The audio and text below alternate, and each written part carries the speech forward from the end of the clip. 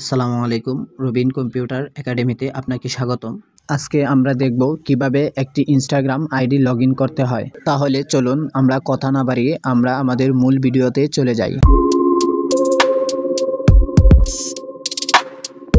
প্রথমে আমাদের চলে যেতে হবে ফোনে। আমাদের ফোন থেকে ইনস্টাগ্রাম অ্যাপসটিকে ওপেন করে নিতে হবে।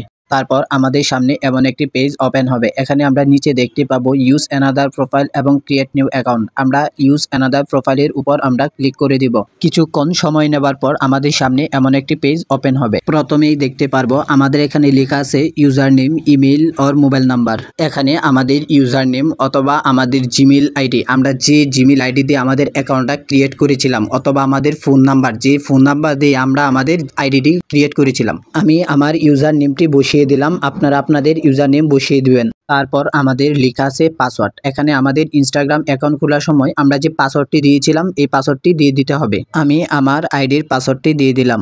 তারপর আমরা নিচে লগ ইন নামে একটি অপশন দেখতে পাবো, এই লগ ইনে আমরা ক্লিক করে দেব। কিছুক্ষণ অপেক্ষা করার পর আমরা দেখতে পারবো আমাদের সামনে আমাদের আইডিটি লগ ইন হয়েছে। আপনাদের সাথে আবারও দেখা হবে পরবর্তী আপডেট কোনো ভিডিও নিয়ে। যদি আমার ভিডিওটি ভালো লাগে তাহলে সাবস্ক্রাইব, লাইক, কমেন্ট ও শেয়ার করতে ভুলবেন না।